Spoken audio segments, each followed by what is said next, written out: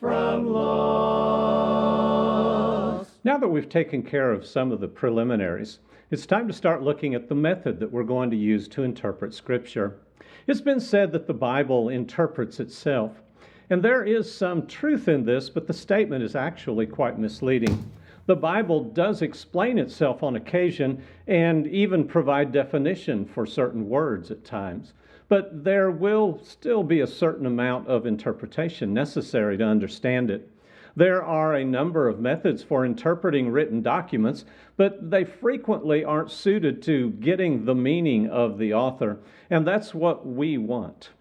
God wanted us to understand something from Scripture, and we want the method that's going to allow us to determine what that message is.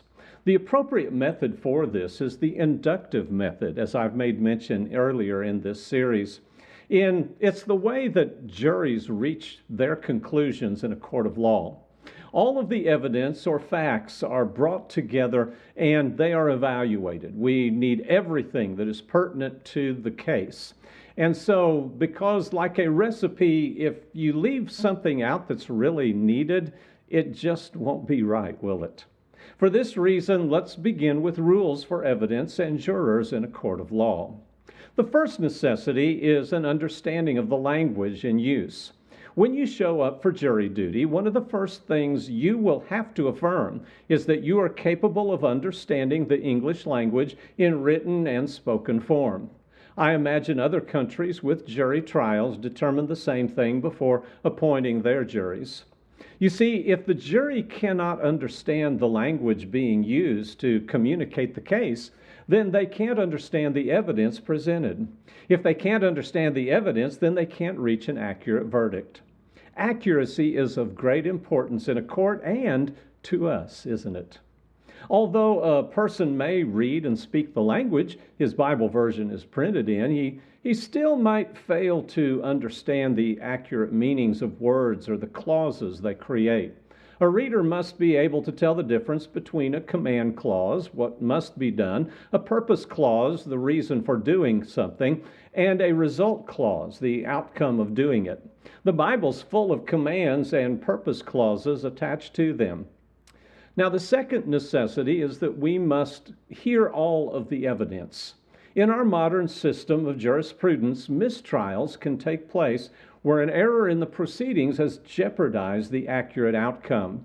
Not hearing all of the evidence may cause a mistrial or even a wrong verdict if the trial were allowed to proceed. Great lengths are undertaken to assure that a trial will have a jury that hears all of the evidence in a case.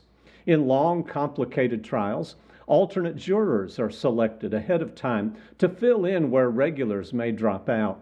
This is so they will have heard all of the evidence if required to step in. Now, there is always a danger that one may reach a conclusion before all of the evidence is heard. The wise man said that the first to tell his side always sounds right, and that's in Proverbs 18:17. Well, it's necessary to hear the rest of the case to know whether the initial evidence or testimony that we've heard really is leading us to a correct conclusion. Sometimes people may stop listening to evidence because of prejudice by family, money, emotions, pride. Some in the early church, they became prejudiced against the truth because persecution was pushing against them. We can see this in Galatians 6 and verse 12 and later in chapter 4 or earlier in chapter 4 and verse 16.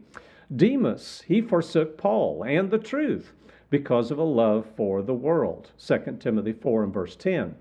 Jesus warned of loving family above him and truth. Matthew chapter 10 verse 37. For people who have always heard Scripture laced with error, truth will be stranger than fiction. Oftentimes, they won't be willing to collect or induce the new evidence and consider a new verdict based on that evidence. Witnesses must swear an oath to tell the truth, not just what they would make of the truth, but to tell the truth, the whole truth, and nothing but the truth.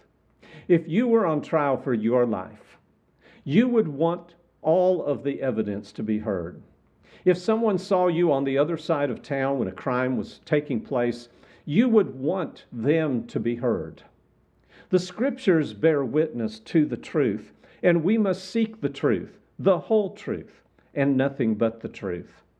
There's more, but we're out of time for now. So in our next video, we're going to add further necessities based on courtroom rules for fair trials.